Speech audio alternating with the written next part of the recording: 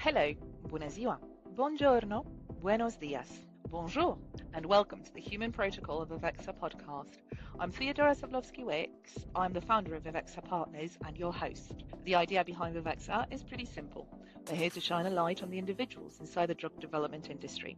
Because whilst we absolutely embrace AI and automation, the tools that free us from the monotonous, the repetitive, the less glamorous corners of work, our focus stays firmly on human interaction, the emotion, the trust, the joy of a new role, the shift that happens inside a team when the right person walks through the door. The human protocol sits at the heart of all that. Each episode, we explore the human, either as a professional navigating a career inside drug development or as the patient at the very center of the protocol we're all here to serve.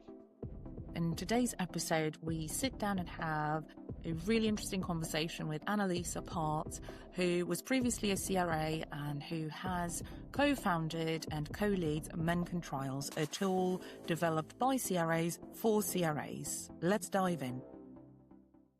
Hi, Anna-Liisa. Thank you so much for joining me on one of the episodes of the Human Protocol of Avexa podcast. I'm really pleased to have you here today. Obviously, we've been in a podcast together before in a slightly different format. So thank you for taking the time. Yeah, thank you as well for inviting me, and definitely really interested to speak with you and also to listen for the podcast itself. So definitely a really interesting thing that you're doing. I appreciate it. Thank you so much. So let's start off with a little bit of an introduction. So shall we tell everyone, who you are, what your story is, how you got to be where you are today? Yeah, definitely. Oh, that's always a difficult question because I never know where to start. But indeed, if I go actually back in a sense to the beginning, then I have a degree in genetic engineering. During which time I did a lot of preclinical studies. So I actually did drug studies on mice and animal models. But when I ended my master's, then I was out there like looking and trying to understand where I want to go. And living in a country like in Estonia, where we don't have our own pharmaceuticals, we only have the arms of bigger ones. It was really difficult to find a location where I would really like to go. And fortunately for me, I ended up in IQVIA as a CRA, which is actually the start of clinical operations for me. And I had been there as a CRA for 2.5 years. And after that, I was actually promoted to clinical lead position. Actually, it was not so straightforward, but basically, clinical lead was my second position in IQVIA. And during that time, I really had the opportunity to understand how other countries work or other CRAs in different countries work. So that's actually what gave me the push to start Menken Trials, which is the company that I founded together with 2 other co-founders. And now I'm here and trying to work on that and trying to get our solution as well in the industry. So I think that's what I would say in a nutshell is my description. No, thank you. So obviously you spent over 10 years in clinical trials before starting Menken Trials. So what is it that you saw in the field that made you decide to build rather than trying to kind of work with what you have? What is it that gave you the push? Nobody's done it. I need to be the one to do it. Yeah, so it's fully my own experience and the struggles that I had.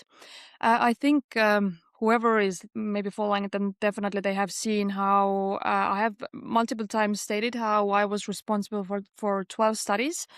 And it enlisted around like 40 to 60 different sites that I was actually responsible for, meaning that I was always on site. Always, like, my months consisted of 16 monitoring visits and that kind of work, and of course all the monitoring reports and all of the activities that come along that. But it really was my own experience. But I think the push actually came when I became a clinical lead, and I saw that I was not the only one struggling, and I was not really the only one who had the problems. And as I knew, because I was working for IQVIA, IQVIA is a big corporate, and when I joined IQVIA, I was just at the time when they merged together with the IMS. So it was basically doubling in size. It was at the time, I think, even 80,000 people that we had there.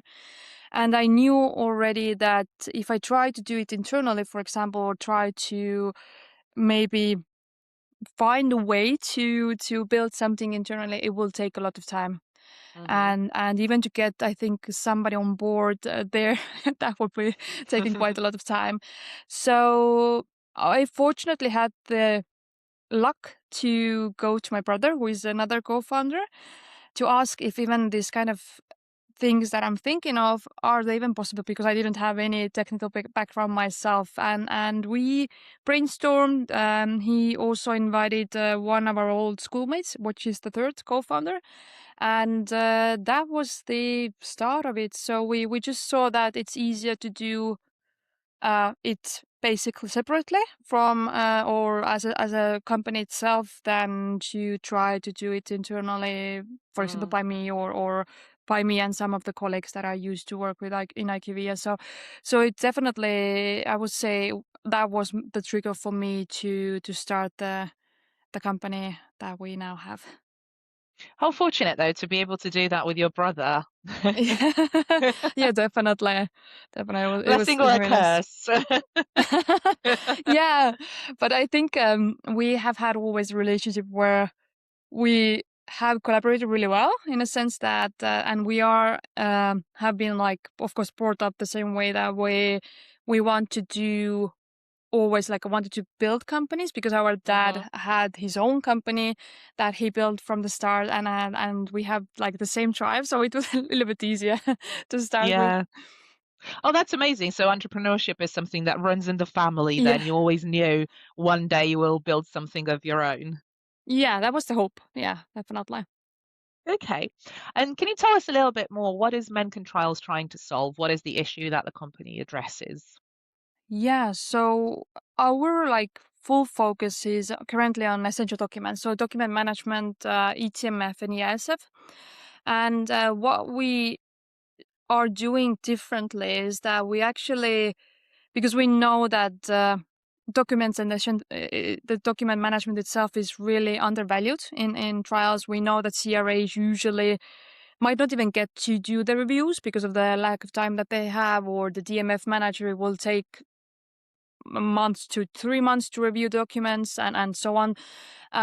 We wanted to do it a little bit differently and have the system automatically actually check not only if the, I don't know, metadata is correct or the file location is correct, but also the content that actually is Mm-hmm. within the document.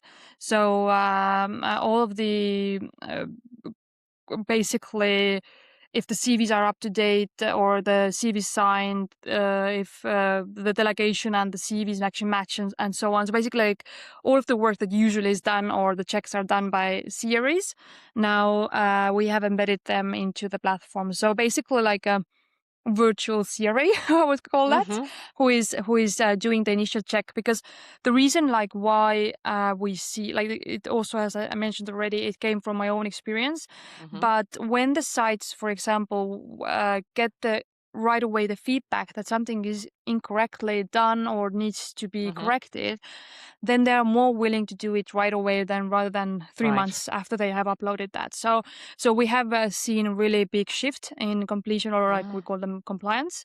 So sites are indeed more eager and willing and compliant if you like guide them through it and give them feedback right away. So that's what we're trying to do, just to ease the responsibility or the workload that the CRAs have via just having the AI and automation on the platform as well. Okay, so it relieves quite a lot of the administrative burden from Y- them then. yes, yes. So just trying to just like, I always have at the back of my head just thinking about how we can successfully go past inspection and audits, because that's Mm-hmm. always like what the CRAs are thinking about. And if we are able to help them to identify problems or shortcomings right away, I think it gives like also the satisfaction Mm-hmm. back to CRAs and the ease of mind for the CRAs. So just to try to help them a little bit. Absolutely. So Now, everything that you've said so far obviously proves that you've made the switch, from the industry and you know what the pain points are firsthand. Therefore, you've obviously built technology to address the pains that you yourself have had. Do you think that improves that type of mentality and that type of experience that you have improves adoption rate within technology?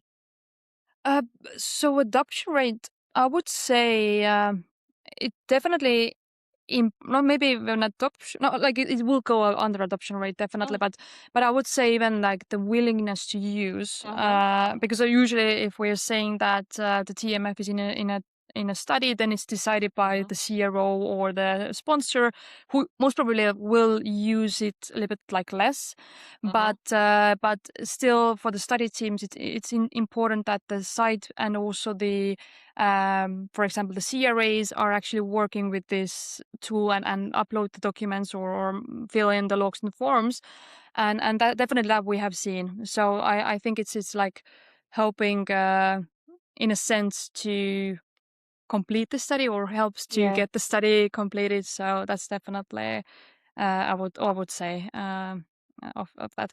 But even as you mentioned that I having the experience as CRA and using that to implement into also the features into platform. Um, like my experience, just the soul of, of millions of different people around the world doing the same job.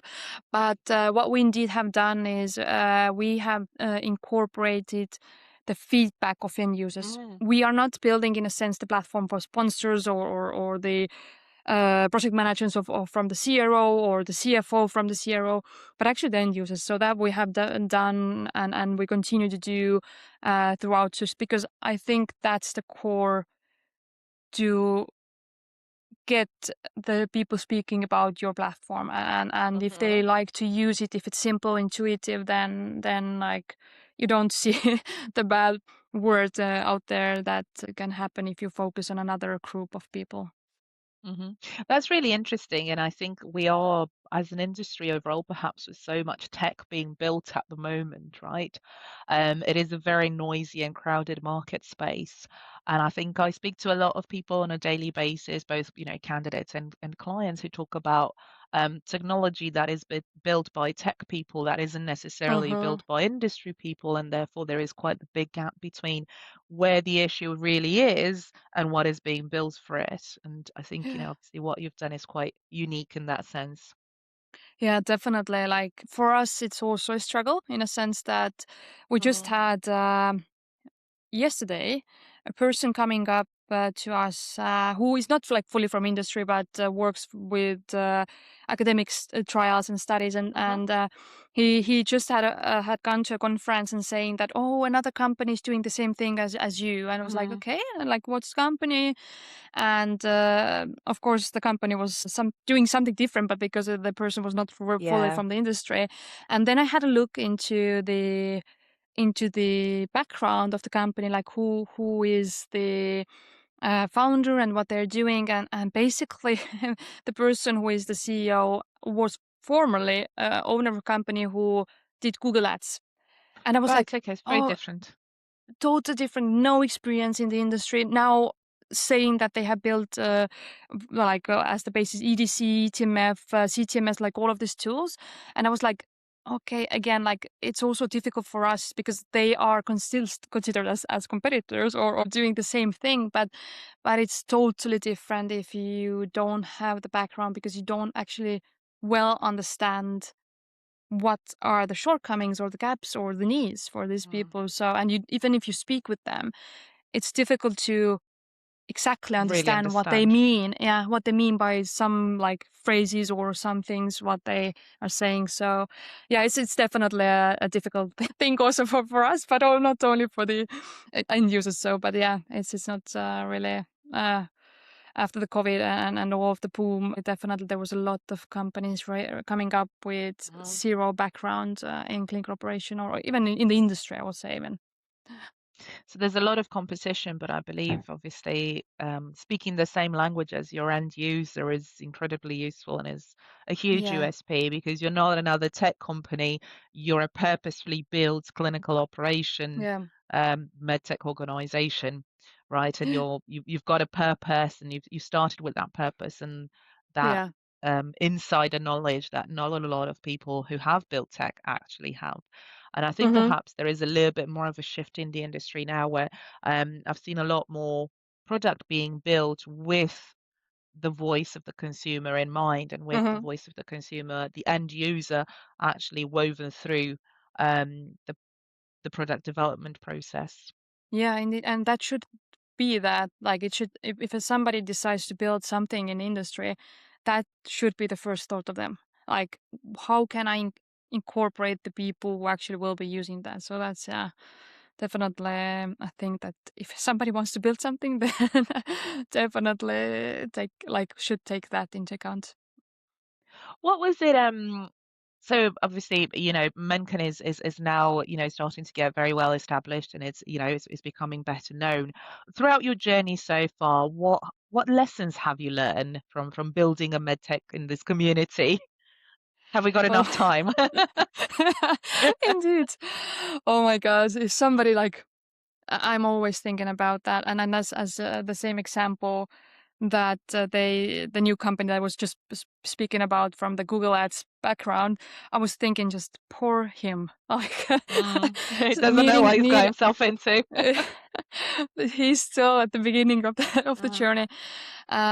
It's definitely like the only thing that I'm always saying it, even if the Menken trials doesn't work out, I have learned so much that I couldn't never have learned in any kind of company, working for somebody like else and in a role.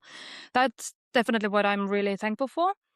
But definitely, addition, I would say, if you want to build something in this industry, especially from the tech side, or even I think as a CRO, maybe somebody wants to just build a CRO and start, you need to have the patience. Like this industry is extremely slow, and actually there has been studies that if you average, for example, it will take 3 years to get to product market fit, meaning that you have the customers and you are generating revenue. Then in health tech, it will take 6 years. So you need to have like the patience, the thick skin, and that kind of thing. So definitely, it's not an easy thing to do, but definitely you will learn a lot, really, really a lot about yourself, about the different activities that I've never like marketing that has been like so further away from me. And now I'm like posting 3 times a week in LinkedIn, recording some like as basically podcasts and Yeah. everything else. That's like I have learned so much. So definitely it's interesting to do and to learn. Do you think as an entrepreneur you have to build on these social selling skills, I guess, that everybody's kind of talking around? Yes, especially in our industry. You are mm, basically you as a company or even as a person, you will be more accepted if they have heard about you or Hmm. if they know about you. So definitely like this kind of marketing, I think it's not only applicable in our industry, but it definitely makes a difference. So we also didn't do much of marketing until I think last year, August or something like that, Hmm. when we started to do, and definitely there is a shift of people feeling, I think, more comfortable in a sense that Hmm. they already know of us, and maybe some people like follow already me or my co-founder, who is also active in posting of the struggles in the industry, but from a tech perspective, Hmm. and definitely it's a I think it's a must do thing. Hmm. No, it's true. I think, we've got similar experiences with that. It's if you're not visible, you're invisible, right? Which is Yeah, which is the main messaging at the moment, I guess. yeah, indeed. Um, so when you say we were saying earlier that obviously, you include the end users within the tech build, is that CRAs primarily? Are you building mainly for CRAs and the ClinOps teams? Yes, so it did like basically it depends really on the tool. So because we do not only have EISF ETMF, but we also have some other tools. But basically, yes, it means totally actual use of the platform, not like CFOs or people who will never come to the platform. That it will include CRAs, clinical leads, site staff. So basically, all different parties that are using the platform. So definitely everybody is included and will be continuously included as well. Mm-hmm. Okay. So when it comes to technology in itself, I think pretty much every conference I go to, obviously we hear of more different tools, more AI integration, and just in general, I guess the clinical tech space is quite crowded, right? And there are so many different tools, so many different platforms that don't necessarily talk to each other. Where would you say Menken trials sit in that ecosystem, and how do you think about the overall integration problem? How do we ease that burden of a huge amount of systems? Yeah. So I would say even that it's so many like sided in the sense that we have sponsors who are not buying the solution from one vendor. Even like if we think Mm, about metadata, for example, the most like longest existing company providing tools in the industry has all of the solutions actually available. mhm, And just yesterday, we just spoke about with Maria again in our podcast that she was using metadata's IVRS, and I never mhm, had even heard of that somebody's using. And it really comes down to the sponsors not selecting the same providers for the tools. mm, And I think until, of course, I'm not really 100% sure as well what is behind that, like why mhm, is indeed metadata, even metadata size companies, that other tools not so good that they are not able to buy them, or there's something else in the background. But until sponsors will not agree to use the same vendor for the tools, it's also a difficult side.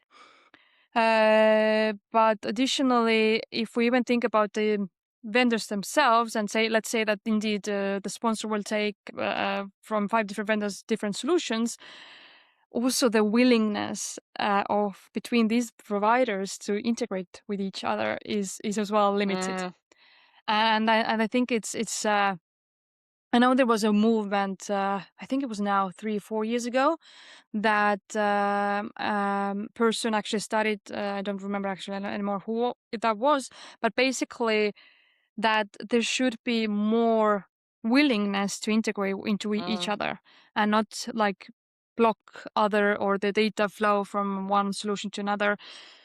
I haven't heard about it anymore. It was quite like big at the time, but it still like comes down to so many like different sides where this is actually stopping. And to be honest, I don't have an answer to this question Mm. because I don't know how to resolve it ourselves, or how would the perfect world look like, in a sense, how we could actually integrate. So it's a difficult question, and I think actually that's the reason as well why it has not been resolved to this day. But yeah, interesting to see it as well, like where it will go. Yeah. Yeah, I think there's a lot of conversation around the fact, obviously, with the rise of Mhm.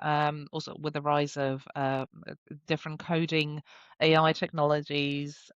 Recently, software has become, more Mhm. of a cheaper commodity than before, right? So there's even Yeah. more technology kind of flooding the market. It's a very crowded space, but you also have a lot of existing platforms that don't communicate with Yeah. each other, and it's a big point of conversation a lot of the time, right? Yeah, definitely. So what is next on the agenda for Menken trials? What is your plan for the next 2-3 years?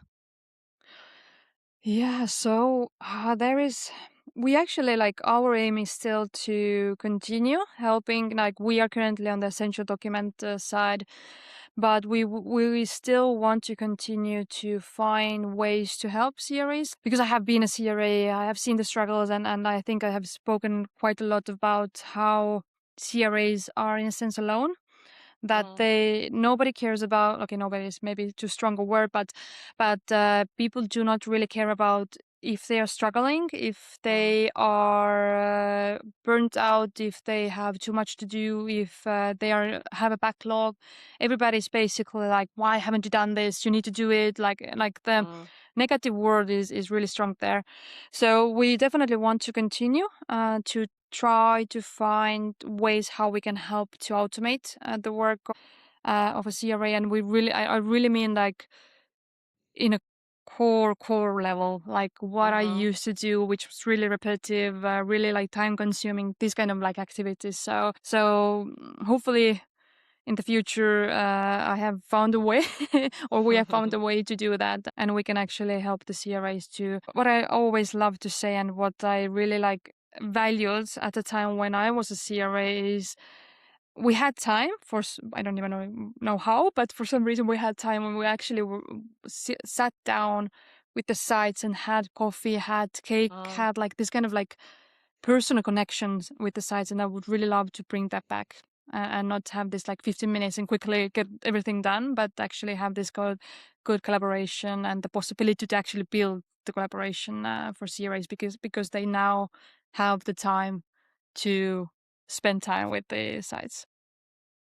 Do you think it's only the CRA position that promotes a culture of burnout or clinical operations overall?